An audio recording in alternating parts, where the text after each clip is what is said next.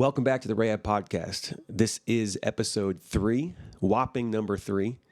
You can check out the first 2 episodes on whatever your preferred streaming platform is. The first episode was The Heart of Rahab with Angel Daig. If you've never heard her story, you've got to check that podcast, that episode out, because it will change your life. That's not just me overblowing it. It truly will. And episode 2 was with Becky Moreland, the founder of RAHAB, and Debbie Lingenhall, our director of outreach.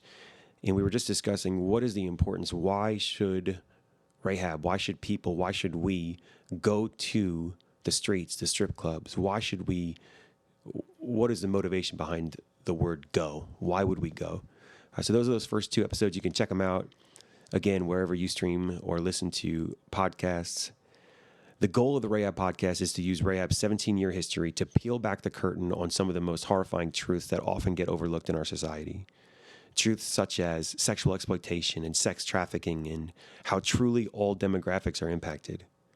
Our reason for pulling back the curtain is not for shock. It's not for awe. It's not to simply share a scandalous story. Actually, it's quite the opposite. Our reason for pulling back the curtain is to show that even this bondage, that even if this bondage of sex trafficking, even if this bondage of this brokenness of sexual exploitation is not your personal story, you as a listener still have a story. You have experienced brokenness, and you very much still may need or may have a need for the hope that RAHAB shares, the hope that RAHAB believes in, the hope that we talk about day in and day out across all things RAHAB. My conversation today is with Suzanne Lewis Johnson. Suzanne, by her own accord, claims to have grown up 50 miles from nowhere. She ended up at Gordon College, which is a small Christian school in Massachusetts, and since then has had an amazing journey from spearheading major projects for Habitat for Humanity International to serving for 10 years as a special agent in the FBI investigating sex trafficking, crimes against children cases. And in May of 2018, Suzanne left the FBI to accept the CEO position here at RAHAB Ministries, all while having a marriage and raising 4 kids. Did I miss anything, Suzanne? 4 dogs. 4 dogs, right. Okay, so there's 4 dogs in the mix there. Probably not part of the plan, but yeah, 4 kids and 4 dogs. Those are separate, not referring to one as the other. But I just wanted to say thank you so much for trusting me to have this conversation. And I think that the freedom in this is that if we don't like it, it's not live, we just delete it, right? Sounds good. All right, so if you're listening to this, then we made it past that hurdle, and it is live now. One other little disclaimer is, maybe just for my own sake, this is not an interrogation.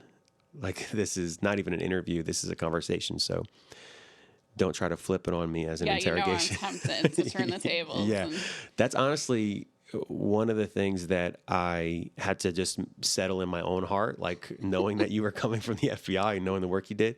I remember thinking to myself, like, I will lose any kind of mind games I try to play, because like you're trained to figure that stuff out and flip the script if you need to. And so I was just like, you know what? God is bringing this person here. It's very clear. We all know that this is a God move. We all know that he's hand selected you to be here. And so I'm going to just wave the white flag from the beginning. Like, I'm not going to try to play any games. I'm just going to trust God, and I'm going to trust you. And so I think that that's worked out pretty well for the first year and a little bit. Seems to have. Okay, good. I'm just like speaking for myself here, trying to get some job security. But so we're going to dive right in. Job security. Yeah. I don't think, have you talked about on the podcast what you do? You always introduce the other person, but you haven't actually said, have you, who you are? I don't think so, no. Maybe you should. Maybe we can flip the scripts at some point and do that. No, yeah, if anyone is interested, my name is Craig Colbeck. I started working for RAHAB a long, long time ago, 5 years ago, which is long in RAHAB years. And when I came on, it was because Becky Moreland, the founder, who is my mother-in-law, saw the trajectory of RAHAB. And at the time, it was small compared to what it is today.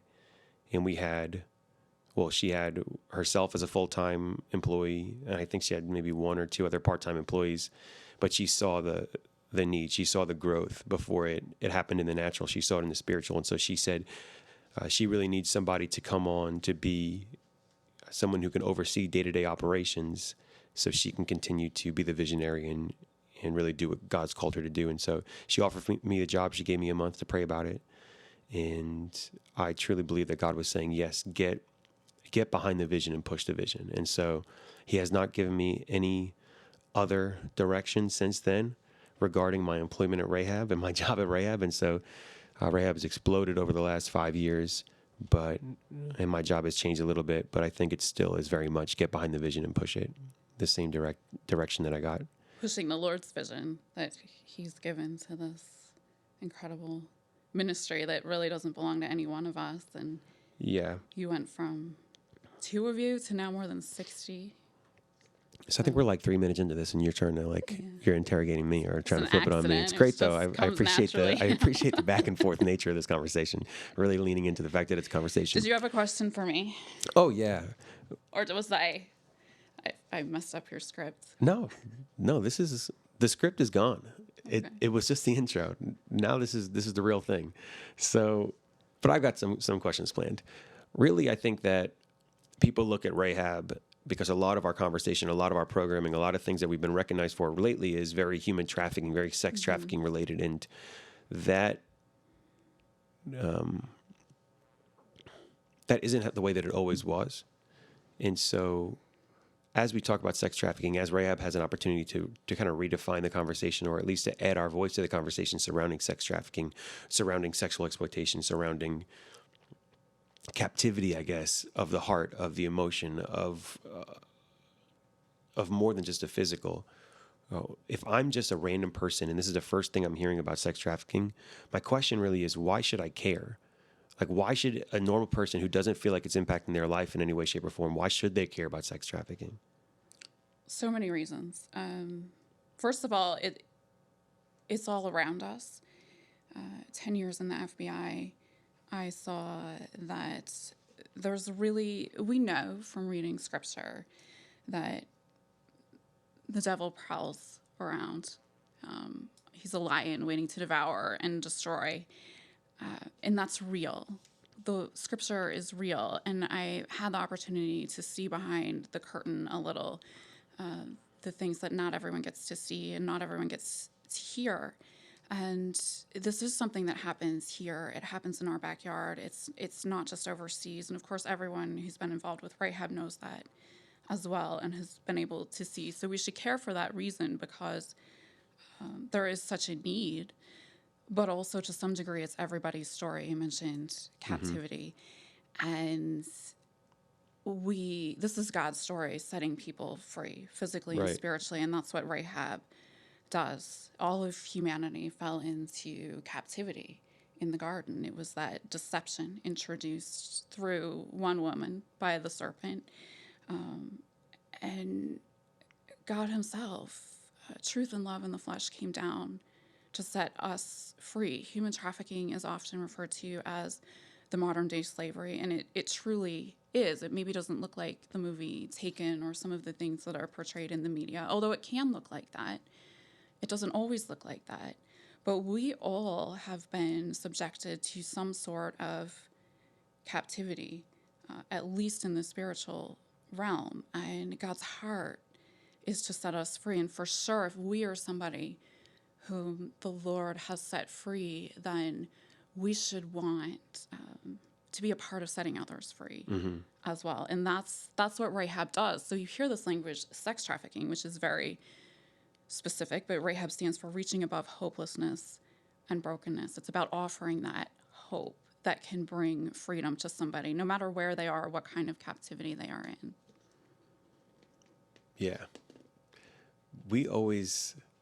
I feel like you've been really great about saying, wait. Rahab is an acronym. Our real name is reaching above hopelessness and brokenness. We probably let that go for too long. So thanks for helping us revive that. But you said one thing in that response about people maybe understanding that it happens overseas, but not really understanding that it happens here. I think another layer of that I'm even starting to figure out is that even when people say, yeah, it happens overseas, and then, yeah, it happens here, you've been in situations where it happens here and it looks like the way it looks overseas. I think we've got this disconnect sometimes where it's like, oh, it looks different over there than it looks over here, which is true in a lot of ways. But there's also been situations where you're like, No, it looks very, very much the same Very too. much the same. Is that true, or is It that looks a lot of different ways here also, and maybe that's one of the reasons that it can be challenging to recognize. But in particular, I remember a day when I was still in the FBI where I received a call very early in the morning from a SWAT team to go out with them because they had identified a situation where they believed somebody maybe was being trafficked, and that certainly appeared to be the case once I got out there. And we were able to remove this young woman from that situation that day. But that was a Sunday morning, and after hours of being out working as an FBI agent, I went and I sat in my church pew, and my church was doing this incredibly amazing thing. They were talking about human trafficking, and they were giving to an organization that responded to human trafficking in another country. And that is a good thing. But as I sat there, I was thinking, but this is happening here. It seems like they don't know that that story that they're telling right now that is prompting people to action, it's the same right here in our backyard. And I knew that not just because of the call I'd gotten that morning, but because of this opportunity that I had had working investigations, interacting with victims. I did get to see things other people don't see. I saw even their private thoughts that these kids would write in their journals or private messages on their social media. And you know what? Every one of them was crying out to God, "Where are you? Do you see me?" Well, God can see them. God does see them. And the way God shares hope with them, the way they will know that God sees them is through God's people. It's that truth and love in the flesh. Jesus came down as truth and love in the flesh, and that's who we are called to be, just to live his love and speak his truth to those kids who felt invisible, who are truly right here, our neighbors, crying out for someone to see them. And that's really what drove me here. I mean, God used a lot of different ways to stir my heart and prompt me and show me that I was supposed to leave that job with the FBI and come here to Rahab. But what I realized was no matter what I did as an FBI agent, because this was so prolific, and I have great respect for my colleagues in law enforcement, and what they do is important. But if you watch TV, you watch the movies, it looks like law enforcement is the answer, right? Law enforcement is going to stop this. We get that question all the time. That's not the answer. The cases you hear about in the news, I had cases that made headlines, national headlines. Those cases are the tip of the iceberg. The reality is that there are people all around us who are dying in slavery, and they need the hope of Christ. They just need to know that somebody loves them. That is what will remove them from that situation, is having a different kind of network than what the traffickers offer. Because law enforcement can work all day long to try to dismantle traffickers' networks and has had some success. I've been part of those successes. But until we have a different type of network to surround those who are trafficked, or even better, those who are vulnerable, and that's something Rahab does too, vulnerable for being trafficked as a preventative measure, we're not going to end sex trafficking. But we can end it. I believe that is what we are called to do, is to end it. That is God's story. Yeah, I'm gonna just get out of the way and let you keep doing your thing. You got a couple soapboxes, right, that you have no problem getting up on. I guess I have a few. You told me that I do. So. No, it's awesome, and this is why I think that it's easy to come to work for Rahab, because it's so clear that there is that God's got like a really powerful story that he's writing, and he's using Rahab to do it. He's using a lot of places to do it. I'm not trying to say, whoa, Rahab is the only one in God's will. Obviously, that's not what I'm saying, but you see like God's hand moving at Rahab all the time, and you see the miracles, the mission field type miracles. You see that, and so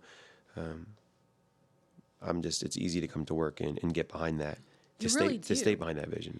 I was just thinking of the small things, like the day early on in my time here when finances were pretty tight, and the block party was coming up for drop-in, and we had sort of put a stop on spending any money that we didn't absolutely need to spend.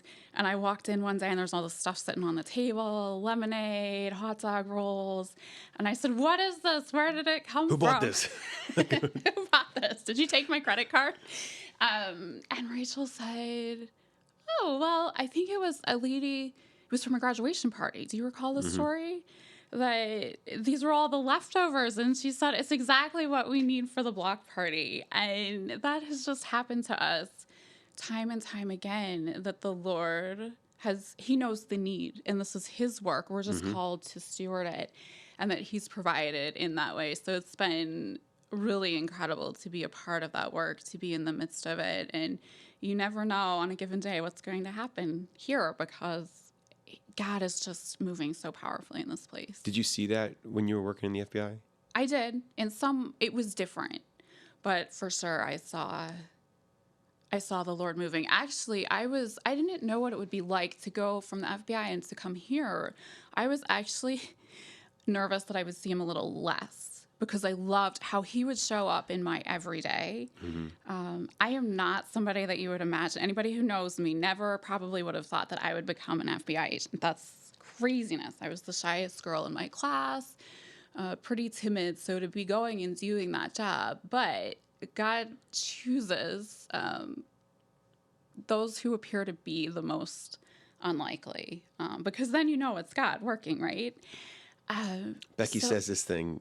She's like, I feel like God went through this barrel of people and everybody was saying no to Rahab, and he got to the bottom of the barrel and I was down there and I was too dumb to say no. And so he gave me the vision and I went and did it. But I don't love that illustration, because I think it's I don't know. Well, Becky and I were out somewhere the other night, and I don't know. She It'd be said that? interesting to have, no. Well, she said she used to say that. Oh, good. So I think her perspective may be a little different now, because I don't believe that. Like, I really believe, no, God called me because he went, okay, you're the biggest mess I can find, so I'm going to use you because everyone's going to know you're on the it's top me. of the barrel. So she's probably, I mean, I'm not saying she's as big of a mess as me, but I'm just saying, like. Well, I'm glad to be corrected on that, because I don't really love that illustration, but I think it was trying to say the same thing.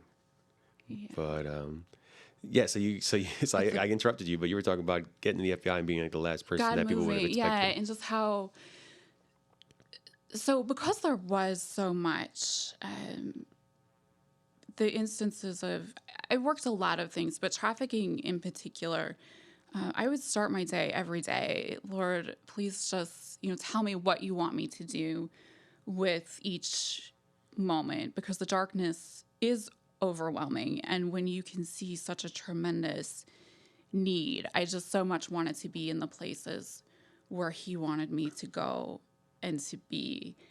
And it was incredible, the people that he would lead me to, the conversations, the places that he would put me. I was directly on the ground with, I would walk into the worst days of people's lives. Right. Some days I would be the catalyst for that. I would break the most horrendous news to people in some way, or just by nature of my going there and asking the questions that I did, is how, they would learn some pretty tragic things. But I also saw that the Lord was putting me there for a reason, and that he always provided the words, the decisions, that it was him.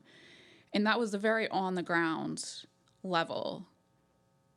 And I didn't know what it would be like coming to Rahab and not being on the ground, interacting so directly with those we serve. Like, those are the folks that I was working with. Right. But I still see, we see it every day. And from our offices, not that we just sit in our offices, but interacting with our people and our partners. And we still see God moving. And so that's been really encouraging. So you were like, I'm going to go to this Christian ministry and it's going to be. Doesn't that sound terrible? I'm going to leave the government and go to the ministry. I'm going to see less of God Jesus, moving. Right. I know I think that's cool. Make sense, I don't know. But... I think that's cool. So you said you're the last person that people would have thought to join the FBI. So why did you join it? We'll have to talk about that a different day. Really? Okay. That's fair. I guess that could be probably a full day's worth of conversation. So if you don't want to talk about, I'll just say this. I'll say my life. I feel like a pinball in a pinball machine. That the Lord just maneuvers us where we're meant to be. And I really believe that if you just seek him, he will put you in the places where he wants you to be. So there were a lot of circumstances that led me there, but it's no question it was the Lord who orchestrated that. And was that a goal of yours when you went to Gordon? That was not a goal of mine. Was going to Gordon a goal of yours? No. Gordon College was my fallback school. I intended to go the Ivy League route. My dad, who was really my hero, I wanted to be like him. He had a Yale PhD. And like I said, I was shy, and I just really, I thought achievement and acceptance and recognition and just my value, all of that would come from, to me, that was worldly success, was academics, my family. This is just what people did. They were really smart, successful people, educated people. And I was kind of the dud, I felt like, actually. And I got rejected from both Harvard and Yale. And I got those thin, I don't know if they even still do it this way. You get a thick envelope or a thin envelope in the mail. You want the thick envelope. Yeah. I did not get the thick envelope. I got the thin envelopes. And man. Gordon was what was left. And I went there because I really didn't have any choice. And it was exactly where I was meant to be. If I had gone to Harvard or Yale, like truly, I would say it's one of the best things that could have happened to me was to be rejected from the Ivy League. Wow. God turns the things in our lives that we think are the worst upside down and uses them for good and his glory and to take us where we're supposed to be.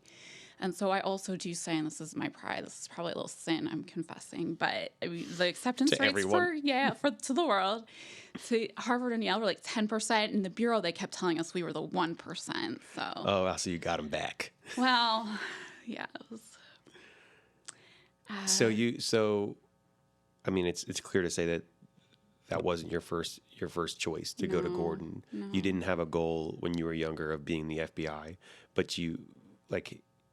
If we're willing to pursue what the Lord wants for us and give and trust him with our story and trust him with our decisions and then in those times of letdown, of heartbreak, of having shattered identity, I was supposed to be in this, academic trajectory to, fulfill what I thought I was supposed to become, and those things change, but there's always an opportunity to find God in those times. And there's always an opportunity to really find where is his path for us. And just because we might feel like we're way off of our own path, like that doesn't necessarily mean that you're off of God's path.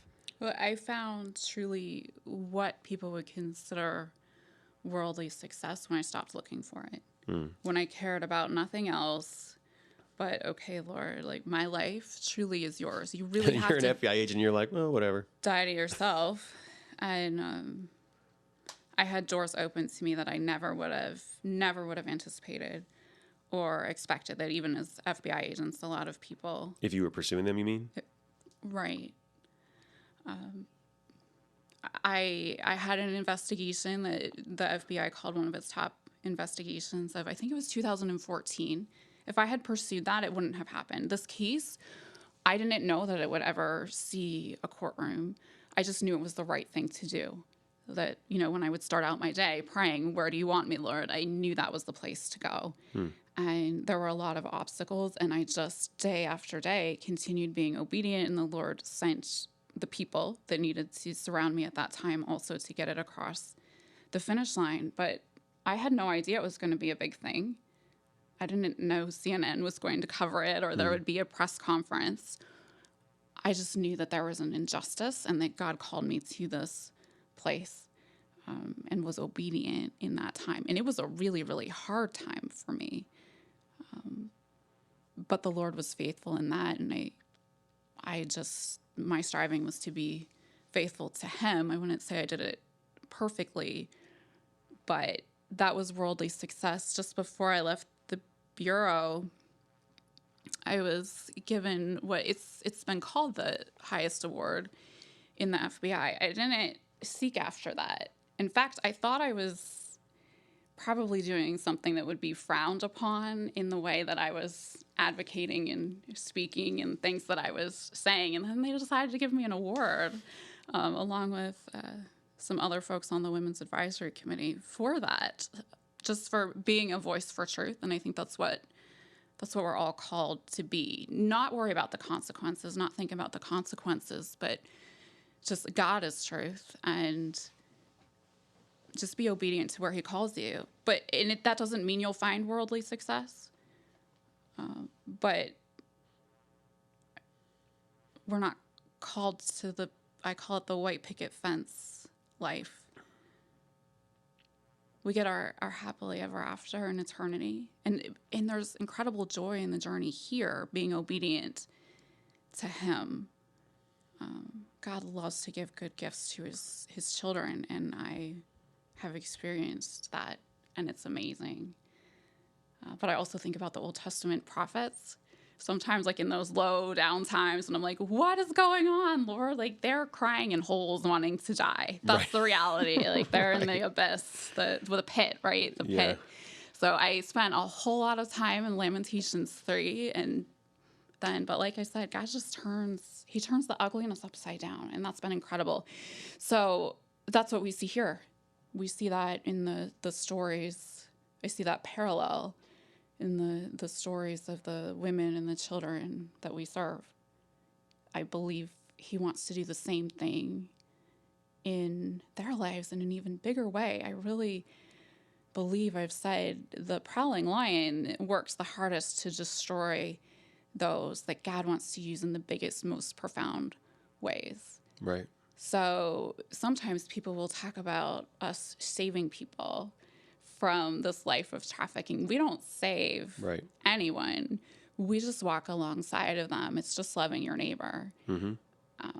No invisible people. What was that? No invisible people. No invisible. There should be no invisible people among us. We just see our neighbor and we love them. And that's what makes all the difference in the world. And these are each and every one of them, people just like us, who have tremendous callings on their lives. And I want to see them live out their story that God has planned for them. Well, I want to reset the expectation or restructure the conversation around success rates and what is our success. I'm not saying we need to do that right now. I'm just saying, like, based on what you're just talking about, I'd love for Rahab to be able to say, actually, this is how we're going to, quote unquote, measure success. And you use the word calling a lot. And then you also use the terminology of the white picket fence life, right? You just talked about that. And you talked about your, like, what people would see as worldly success or worldly accolades were made available to you after you got to a place where you weren't pursuing them or didn't care about them. And so there are these, like, there's tons of different trajectories people can try to go on. You can really hard, like, pursue, worldly success, and you can achieve it. And you could be empty in that. Or you could pursue God, and he makes worldly successes available to you, but it's not what you care about. And so you're pursuing God, and you have those things kind of like what you were talking about. You could pursue God, be, right in the middle of your calling. And it doesn't come with those, accompanied with those kind of what people would see as earthly, worldly successes. Like, there are all these different trajectories, but at Rahab, like, what I'm starting to get into we get asked all the time is, well, what's your success rate? And we want to do the things that are, we don't want to just say, forget all that. I want to be able to show that our programming is excellent. I want to be able to show that our programming, we're doing what we're saying we're going to do. But in the same time, I want to be able to add our voice to the conversation to say, well, what is the motivation behind measuring success? How, and can we add our 2 cents to that? Because I would much rather see somebody walking in their calling. I'd much rather see somebody at peace with the Lord. I'd much rather see somebody fulfilled and given an opportunity to do what they are called to do in their life than have them reach a certain socioeconomic status, or have a car, or have a marriage, or be in a rental for a certain amount of time. Like, those are the things that I don't really care so much about. It'd be nice if they have those things, I think. So But that's not ultimately what we're striving for. And we've seen. It's not what I'm striving for. And so I hope that doesn't, I mean, I hope that doesn't turn a whole bunch of people off to Rahab. But that's the same what's the word, philosophy, really. If that's not what you're striving for, but that still occurs along the way. That's what we've seen with some of the preliminary data, right? That our programming is successful according to worldly standards, but that's just not what we're striving for. But it's a byproduct of just doing the right thing day by day. Right. So I asked you why you got into the FBI. You said maybe another time, but you gave me a pretty good, solid answer anyway on that. So appreciate that. So why would anybody leave the FBI? Like, isn't that like the coolest job ever? Like, isn't it like, It was a pretty cool job. Does anybody leave before like retirement? Not very often. I think that's a 1% too. I looked at the statistics of agents. Other jobs may leave, but it is kind of a process to get there. And so what? How long was the process for you to leave? It was a 3-year process of. I really felt for my first 7 years in the Bureau that even it was hard, it was challenging, but this is where I was meant to be. All of my life, I've had this, I would do something and have this unsettled feeling like there's more, I'm meant to do more, I'm meant to do more. And then I got to the Bureau and it was great because I had 7 years of this is where I'm meant to be. I love this feeling of resting in this. And then 7 years in, I started to feel that unsettling, a little agitated, I guess, feeling. And I'd have these conversations with my husband, and he would say, you were so clearly supposed to be here. Look at how God orchestrated all of these pieces. You were called here. That was true. But sometimes you can be called somewhere, and then God called you somewhere else. And so that process began, and I think it really did need to be a long process. It wasn't just one day, okay, get up and go. Yeah. But God was working on me and getting me to that point. And there came a day where I thought, okay, if God wants me to leave, maybe I'm just supposed to stay home and be a mom. I just want to be obedient. But I need to know because that's a big decision to leave the Bureau. And I was talking with my husband about that, and he said, this sounds terrible, but I think it's amazing to me because it says he knows me in my heart and has a sense of my calling. But my husband said to me, you are not supposed to stay home. That's not what you were made for. God is going to open a door for you. So you are supposed to stay here until God shows you what that place is. And so God worked on me over those 3 years. My husband and Becky both gave me some similar advice, which was, well, look at your passions. Like, what is the Lord stirring in you? What has he been telling you? And I was journaling and reading scripture, and it became very clear what, I'm always on my soapbox. It's the things I'm on my soapbox about, that those are my passions, that I was called, one, to call the church to be the answer to human trafficking, and to speak the gospel in a way that I hope people will understand who would never set foot inside of a church, because this is the gospel, what we're living out. It is the gospel. It is God's story. I was praying for my husband, for God to tell my husband what I was supposed to do. And he said, I'm praying for God to tell you what you're supposed to do. So we had this thing going on. And then one day he talks to Becky, and she says that she's going to be retiring pretty soon. And then I have coffee with Becky. And so my husband says to me, hey, I think maybe you're supposed to go to Rahab. And my immediate response, even though I was praying for my husband to be given the answer, was, nope, that's not it. So sometimes it takes a little while. That's why it was a 3-year process. But you had interaction with Rahab when you were still working in the Bureau, right? What was your impression of Rahab then, from your side of it? Oh, there's nothing like Rahab anywhere. Even then, you thought that? Oh, absolutely. I had the opportunity in the Bureau to work with a lot of amazing organizations, to travel to conferences all over the country, to work with other investigators. There's nothing like Rahab anywhere. And so as the Lord continued to work on me and I realized maybe he was calling me to Rahab, that's one of the things I'm passionate about, is that there is nothing like Rahab anywhere, but it needs to be everywhere. And so I do believe we're called to grow, to replicate, because this is God's story. And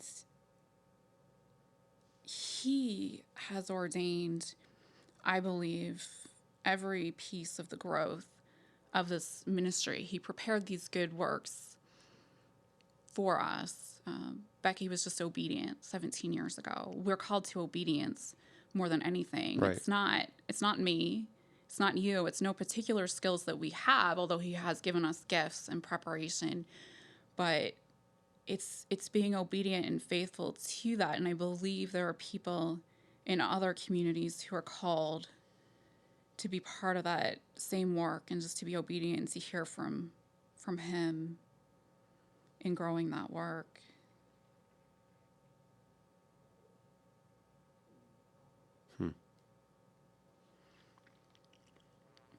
So you got in an interview that you didn't really know was an interview? Is that kind of how it worked, or you knew you were coming to an interview for Rahab? With the board? Yeah. Or you knew it was an interview, but they said, "Why do you want this job?" And you said, "Well, what?" Like, I didn't say I wanted this job. Yeah, I said I don't. I think I said I don't want this job. Like, I had job security. I had a job that people dream of. It really was a dream come true. It was never a goal for me. It was a dream. And so I wasn't out sending out resumes or anything. And so was there like this moment where you got really excited about coming to Rahab? Like, was there a moment where you were like, "Oh wow, this is God's story, and I'm like in the vein of that story now, and I'm taking the next..." About 3 weeks ago. That's not what I expected to hear. All right, so what was your expectation then coming to Rahab? Like you said a little bit about it earlier, like, "Oh, it might not be as, I guess you might not see God moving in the day to day as much as you did in the FBI. You're going to be separated from the ground. You're going to it's going to be different." But what were other expectations of Rahab? I don't know that I had expectations. Well, I thought I would come here. I like to make decisions based on facts. I was an investigator. That was my job, to find the facts, assess the facts, present the facts, make decisions based on facts. Was a strategic thinker. I mean, I'm still a strategic thinker, but this is a place that has a life of its own. It is so spirit infused. Like I said, you never know what you're going to get in a day. And so that was not my expectation. I thought, I'm going to come in here, I'm going to take all of this experience I have from the last 20 years of working, first of all, in a nonprofit where I had this great opportunity with Habitat for Humanity International to see within all of the structure, the workings of a large faith-based organization, take those pieces and meld it with what I know about human trafficking from the Bureau. Mm-hmm. And we were just going to take off and run. Hit it from day one. Just go take off running. Well, I thought maybe 6 months in. I thought 6 months, I'm going to sit back. You're going to stay quiet for 6 months? I'm gonna watch, and because I do believe good leaders listen, and that there were people here like you who have been doing this work for much longer than me, who, as much as I love Rahab and knew Rahab, I knew that from a different perspective. Mm-hmm. So I thought there would be this 6-month period of listening and kind of assessing, and then we would have a strategic plan and we would go. And there is a strategic plan. It's just not mine. Like, the Lord has a plan, and we make plans, but he determines our steps. So talk about that plan a little bit. What do you see as like the short-term future for Rahab, or what do you see as a long-term future for Rahab? Like, where do you think we're going? Like, is there any, like, what do you think's in store for Rahab? Oh, giant. You say that it's going, like, you have seen and have said countless times that you haven't found anything like Rahab anywhere, but you believe it needs to be everywhere. And mm-hmm. So this isn't like a leading question. I'm not trying to like get you to answer a certain way or anything like that. Like, I'm not trying to script this, but I'm just asking. So if God is if this place is so spirit infused, if there is a strategic plan and it's his, and if you've got people that are seeking him, like I believe all of our staff truly are seeking the Lord, and we want God to move. If we believe that truth and integrity are important, and that we have a voice, that we can speak truth into darkness, that we can speak, we can shine light into darkness. If there is all this momentum behind Rahab, like what can you give us a little peek at the vision? Is there a vision? Is there more? Like, what do you think this next year is going to look like? Beyond what we can ask or imagine. Okay. When I don't recall when we got the first phone call about hosting delegates from another country, but I told the story earlier about there's this need in our backyard that I'm sitting in our church pew, and we're supporting efforts overseas. So I thought, we are meant to focus on our backyard, right? And we are. But then we start getting calls here at Rahab, I don't think it was even 6 months in, asking us to host international delegates that are coming through the State Department and going to like DC and Atlanta and LA and Akron. And right? It's like, well, okay. Share with them about the work that we're doing here. So if I had a strategic plan, I guarantee you it would not have that wouldn't have been on it.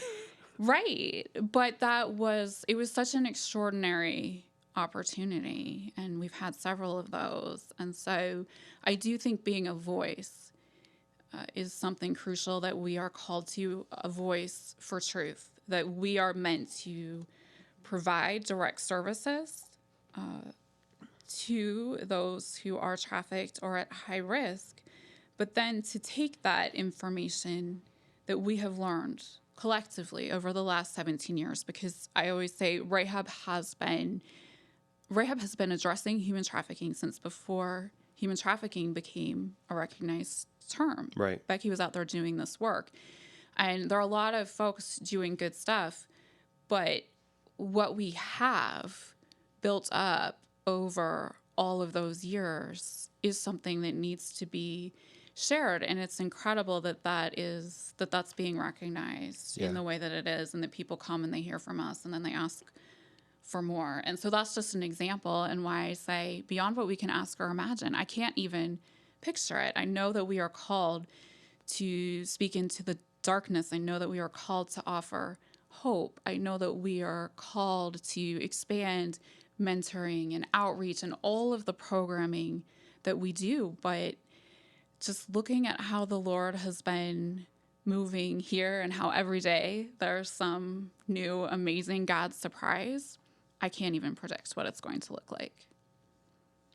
I love that answer. I think some people would be like, oh no, but I'm like this. I think just from being able to watch it, and having the, like, faith is the substance of things hoped for, right? And so there's been so much substance that it's easy to have faith, and to be excited about what's going on here. I want to know, I gave you a little heads up on what I was going to ask you about on this podcast, but I want to know if there's anything that you were like, how come he hasn't asked me this? Or how come I haven't had a chance to get on this soapbox over here? Am I missing any of those major things? I think I've been on a few soapboxes. Yeah. Good. Yeah. So we've got some exciting things coming up for Rahab. Things that don't quite make a whole bunch of sense in the natural right now, but I think we're gonna have some trips coming up. We're gonna have some opportunities for new partnerships. But one thing that I'm really looking forward to is just the unity that I see coming in the body of Christ. And you have said on countless occasions that Rahab, like, we have an opportunity to call the church. And you think that the church should be the answer, or should be the solution to human trafficking. Now, I don't want to put those words in your mouth, so if I'm saying it wrong, correct me. And then maybe you can just talk about that a little bit. The church as a solution. Yeah, people of faith need to put their faith into action. That I believe that is the answer. But I mean, we partner with everyone and everybody. But in particular, I have a heart for the church engaging. My hope is that when people of faith recognize that this is happening here and that there is an opportunity for them to be engaged, everyone can be engaged in some way, whether it's the most important thing is to pray, whether it's the financial support or volunteering in some way. Just raising awareness is a huge opportunity. But everyone can be involved in some way. And if the church, the collective church, capital C, will just jump in and be a part of it, we really can end trafficking in this country. You believe that? I believe that. One of my questions was, can sex trafficking actually be stopped? Yes. And you say yes, no doubt. Yes. And you believe that? Yeah. This is God's story, setting people free. This is what He's called us to do. It is the story of all of history. That in the physical, He parted the Red Sea to set His people free from slavery. He came down and took on flesh to set us free spiritually. This is His story. And we are called as His church to join in, to be a part of that, letting His story, living that out through our lives. I've heard people say, well, we can do this or we can do that, but we won't actually ever really stop sex trafficking. We can't do it, but He can do it. Yeah. We just need to be obedient. Big dreams. So we've had conversations, ever since you came here. We can have conversations like this for a long time, but I think that that might be a good place to close this one off at. Can sex trafficking be stopped? Yes.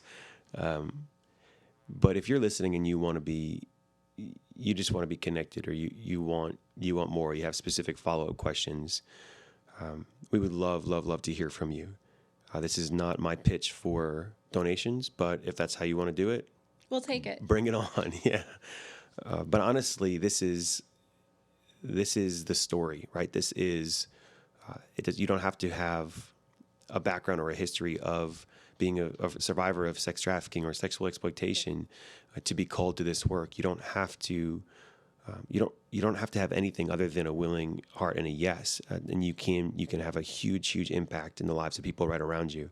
And so, if you want to learn more, please go to our website. It's rahab-ministries.org.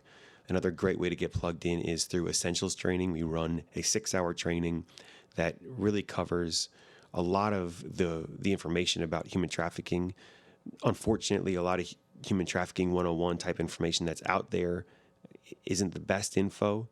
And so we bring it from a place of that we believe to be true from a legal perspective, true from an experiential perspective on the streets right here in Northeast Ohio, true from a longevity perspective. And we would love for you to be invited to that. That training is not just about human trafficking 101. It has a lot to do with how to make an impact, has a lot to do with what the work actually looks like. It is a very inspiring day, and I think that anybody who comes to it leaves well-equipped to make a huge impact. If you want to get involved in volunteer activities at Rahab, that is the way to do it, through the Essentials Training. So thank you so much for checking this podcast out, for listening to this episode. And you can go ahead and share it with people who you think might be impacted by it. But we just want you to know that there's a huge story that you are part of, that your story is valuable, and that the experiences that you have and the things that you've walked through could very well be the keys that the Lord uses to unlock someone else's bondage, to unlock someone else's chains. And so, just let that be your encouragement.